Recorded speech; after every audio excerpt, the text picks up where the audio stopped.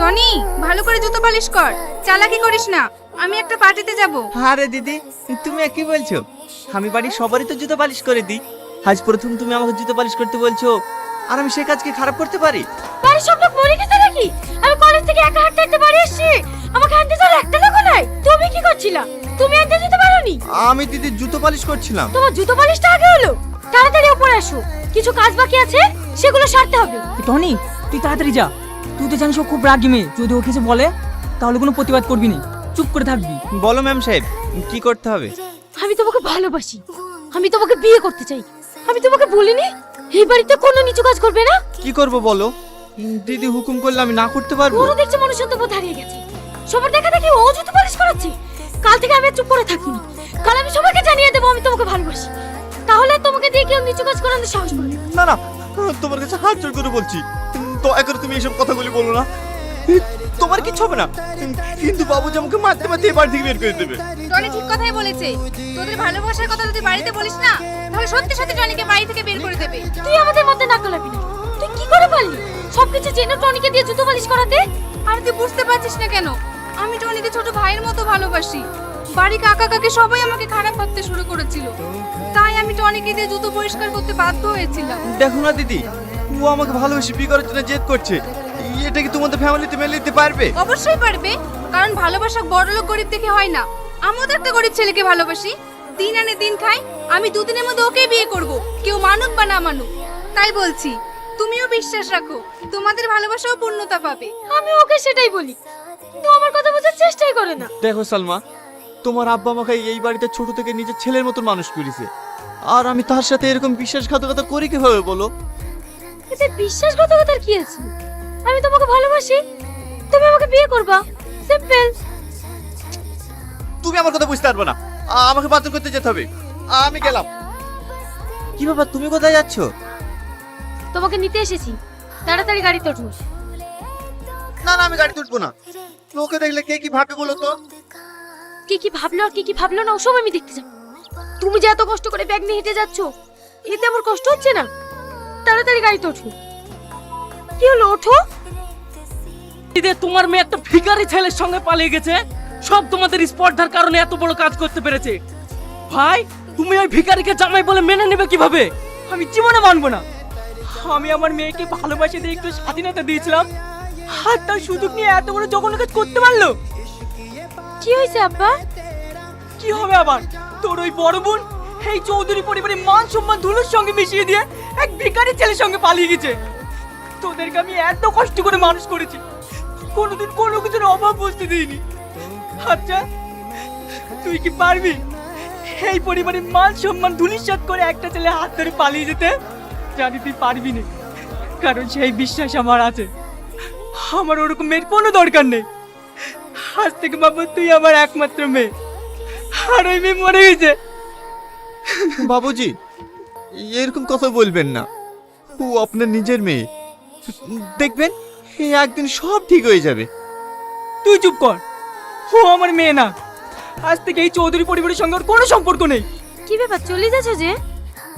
আমার কাজ আছে। টনি দাঁড়াও। টনি, তুমি বসো, আমি তোমার জন্য খাবার নিয়ে আসছি। আজকে কি রান্না করেছো? পেঁপে সিদ্ধ আর ভাত। জানো, তোমার জন্য আমার খুব কষ্ট হয়। তুমি কত বড়লোক ঘরের মেয়ে, কত ভালো ভালো খাবার খেতে, কিন্তু আমাকে বিয়ে করে তুমি ঠিকমতো খেতেও পাও না। চুপ করো, খবরদার এই কথা বলবো না। খাবারে কি যায় এসে বলো, আমি তোমাকে পেয়ে খুব খুশি আছি। দিদি। আরে বস, বাড়ির সবাই ভালো আছে তো? হ্যাঁ, ভালো আছি। তাড়াতাড়ি কিছু নিয়ে আসেন। টনি, তোকে একটা কথা জিজ্ঞাসা করব। হ্যাঁ দিদি। তুই যে প্রতিদিন এই জিনিসগুলো নিয়ে আসিস, এইগুলো কি সত্যি আমার আব্বা পাঠায়, নাকি তুই নিজে থেকে নিয়ে আসিস? হ্যাঁ, বাপ কি মেয়ের উপর রাগ করে থাকতে পারে? বাবুজি আপনাকে অনেক ভালোবাসে, মানুষের লজ্জা খাতিরে আসতে পারে না। দেখেছো, আমি তোমাকে বলিনি আমার আব্বা ওরকম মানুষ না, আমাদের ঠিক একদিন মেনে নেবে। অবশ্যই মেনে নেবে। থাকেন দিদি, আমার ওর বাড়িতে অনেক কাজ আছে। এই টনি দাঁড়া। বলেন বাবুজি। প্রতিদিন বাজার করতে কি তোর এত দেরি হয় কেন? সত্যি করে বল, তুই কোথায় যাস? না না বাবুজি, আমি কোথায় জানি তো, আমি বাজার করে চলে আসি। তুই ডাহা মিথ্যে কথা বলছিস। তুই ওই কুলাঙ্গারটার বাড়িতে যাস। না না বাবুজি, আপনার কোথায় ভুল হচ্ছে। আমি কেন ওদের বাড়িতে যাব? ঠিক আছে, আমি তোকে সাবধান করে দিলাম, যাস না যখন বলছিস। আমি যেন কোনোদিন শুনতে না পাই তুই ওদের বাড়িতে গিয়েছিস। এই শোনো, স্কুটিটা নোংরা হয়ে গেছে, চলো একটু ধুয়ে দাও গা। আজ তো কলেজ যাচ্ছ না, কালকে কলেজ যাওয়ার আগে আমি ধুয়ে দেবো। টনি, কি ব্যাপার, আমাকে ডাকলে যে? কিছু বলবে? সত্যি করে বলো, তোমাকে এত করে ডাকছি, তুমি আমাকে ইগনোর করছো কেন? তুমি জানো না আমি তোমাকে কতটা ভালোবাসি? দেখো, আমিও তোমাকে অনেক ভালোবাসি, কিন্তু সব ভালোবাসা আমার বাবুজির ভালোবাসার কাছে তুচ্ছ। আমার বাবুজির চোখের পানি আমি কখনো সহ্য করতে পারবো না। সব কথাই বাবুজি বাবুজি আর বাবুজি। আমি একটা জিনিস বুঝতে পারি না, ওটা আমার বাপ না তোমার বাপ। দেখো, তোমাকে আমি খুব ভালোবাসি, আর তোমাকে বিয়ে করব। দেখো, আমি তোমাকে বিয়ে করতে পারবো না। বিয়ে করতে পারবে না তো? ঠিক আছে, আমি এক্ষুনি বলবো। সালমা, সালমা, তুমি পাগল হয়ে গেছো? তুমি দেখতে পাইছো না বাবুজি তোমার বড় বোনের জন্য প্রতিদিন চোখের পানি ফেলে? আমি এত তোমাকে পাওয়ার জন্য প্রতিদিন প্রতি মুহূর্তে চোখে চলছে, তোমার কি আমার প্রতি একটু মায়া হয় না? হ্যাঁ গো, আমারও মায়া হয়, কিন্তু আমি তোমাকে এই মুহূর্তে বিয়ে করতে পারবো না, যতক্ষণ না আমি বাবুজিকে নারাজি করতে পারছি। ঠিক আছে, তাই হবে, কিন্তু ততদিন তুমি আমাকে ভালোবেসে কথা বলবে, আমি তাতেই খুশি থাকবো। ঠিক আছে, আমি তোমাকে আর কোনোদিন কষ্ট দেবো না। I love you. টনি, তোর এত বড় কথা, তুই আমার নামকে আমার সাথে নামখানামি করিস? বাবা, ওকে তুমি ছেড়ে দাও, ও কোনো দোষ নাই। তুই চুপ কর। এতদিন আমি দুধ কলা দিয়ে কাল সব পুষেছিলাম, এই বদমাইশকে আমার খুব ভালোভাবে জানা হয়ে গেছে। ওর টাকার প্রতি লোভ হয়েছে, তাই তোর মতো নিষ্পাপ মেয়েকে প্রেমের জালে ফাঁসিয়ে আমার কাছ থেকে টাকা উসুল করতে চাই। এই বল, কত টাকার বিনিময়ে আমার মেয়ের জীবন থেকে সরে যাবি? বাবা, তুমি ওকে ভুল ভাবছো, ও আমাকে টাকার বিনিময়ে না, ও আমাকে সত্যি সত্যি ভালোবাসে। দাঁড়াও সালমা, তোমার আব্বাকে বলো 10 লাখ টাকা দিলে আমি তোমার জীবন থেকে চলে যাবো।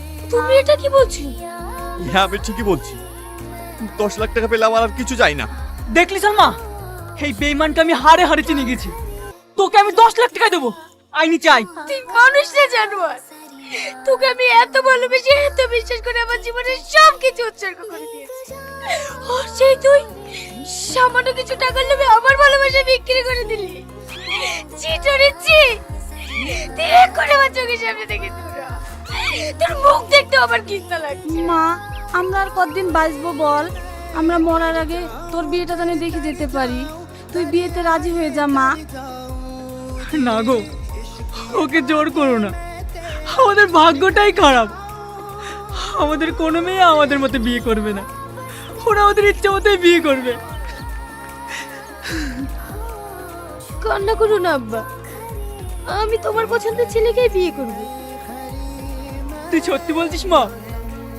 কিন্তু আমার একটা শর্ত আছে। কি শর্ত মা, তুই বল। আমার বিয়েতে আমার বড় বোনকে এই বাড়িতে আনতে হবে। না না, এটা কখনোই সম্ভব না। কেন সম্ভব না? ও তো তোমারই মেয়ে, ভুল তাই করেই ফেলেছে, তাই বলে কোর ক্ষমা হবে না? ওগো, তুমি আর অমত করো না, বুড়ি ঠিকই বলছে, ও তো আমাদেরই মেয়ে। ঠিক আছে, তাই হবে। আমার একটা ভালো ছেলে দেখা আছে, তোর আমি 1 সপ্তাহের মধ্যে বিয়ে দেবো, আর তুই তোর বোন আর জামাইবাবুকে নেমন্তন্ন করে আসিস। ঠিক আছে আব্বা। বাপ ভালো আছো? বুড়ি ভালো আছিস তো মা? হ্যাঁ ছোট বাপ, ভালো আছি। কিরে বোন, কালকে বিয়ে আর আজকে আসা সময় হলো? আব্বা, ভালো আছো? হ্যাঁ ভালো আছি, জামাইকে বসতে দে। জানিস মা, তোকে তোর আব্বা মেনে নিয়েছে, আমি অনেক খুশি। তুমি হয়তো জানো না মা, আব্বা আমাদের অনেক আগেই মেনে নিয়েছে, শুধু মান সম্মানের ভয়ে তোমাদের কাউকে কিছু বলতে পারিনি। আব্বা ছিল বলে আমি আমার সংসারে কোনোদিনও অভাব বুঝতে পারিনি। আমি আবার তোদের জন্য কি করেছি? টনিকে দিয়ে যে প্রতি সপ্তাহে সপ্তাহে খাবার পাঠিয়ে দিতে, সেইগুলো আমি টনির হাতে খাবার পাঠিয়েছি। দেখ মা, তোর হয়তো কোথাও ভুল হচ্ছে। আব্বা, তুমি আর কত লোকাবে বলো? আজ আমি তোমার জন্যই বেঁচে আছি। তুমি যদি টনির হাত দিয়ে 10 লাখ টাকা না পাঠাতে, তাহলে হয়তো আজ আমি আর বেঁচে থাকতাম না। তোকে 10 লক্ষ টাকা দিয়েছি, আমি তো কিছুই বুঝতে পারছি না। কি হয়েছে মা, তুই আমাকে সব খুলে বলতো। একদিন আমার পেটে প্রচন্ড যন্ত্রণা করছিল, তারপর টনি আমার পেটে খুব যন্ত্রণা করছে, আমি বোধহয় বাঁচবো না। ও মা গো! আপনার কিচ্ছু হবে না, আপনি একটু শান্ত হন। ডাক্তার বাবু, আমার দিদিকে একটু দেখেন। আমার খুব কষ্ট হচ্ছে, আমি থাকতে পারছি না। আমার দিদি কি হয়েছে ডাক্তার বাবু? দেখুন, এই মুহূর্তে কিছু বলা যাচ্ছে না, তাড়াতাড়ি এনার পেটের ছবি করতে হবে। ঠিক আছে ডাক্তার বাবু। ডাক্তার বাবু, আমার স্ত্রী কি হয়েছে? ইনার দুটো কিডনি 70% ড্যামেজ হয়ে গেছে, তাড়াতাড়ি অপারেশন করতে হবে, না হলে বাঁচানো যাবে না। অপারেশন করতে কত টাকা লাগবে ডাক্তার বাবু?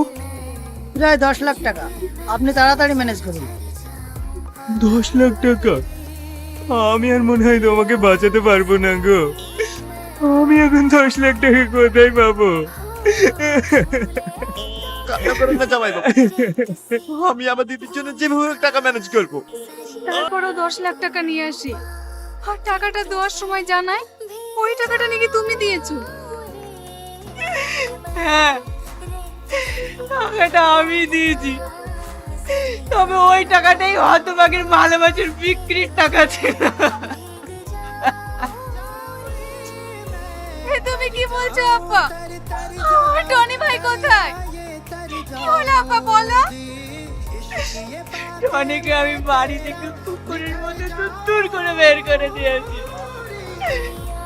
আমি নিজের মেয়েকে যতটা না ভালোবাসতে পেরেছি, ও তার চেয়েও তোকে বেশি ভালোবেসে তোর কোনোদিন অভাব বুঝতে দেয়নি। আব্বা, তুমি কান্না করো না, তোমাকে শক্ত হতে হবে। কালকে যে আমার বিয়ে। না না, আমি এই বিয়ে দেবো না। আমি ওই হীরের টুকরো ছেলে টনির সঙ্গে তোর বিয়ে দেবো। চ, এখনই টনিকে ফিরিয়ে নিয়ে আসতে হবে। ওই দেখ, হতভাগা বসে আছে, আমি কোন মুখ নিয়ে ওর সামনে গিয়ে দাঁড়াবো? জামা, তোর ভালোবাসাকে তুই ফিরিয়ে নিয়ে আয়। আলমা, আমি তোমাকে বলবো চিচি টনি, তুমি আমাকে ক্ষমা করে দিও। I love you. আমি তোমাকে খুব ভালোবাসি জানবা।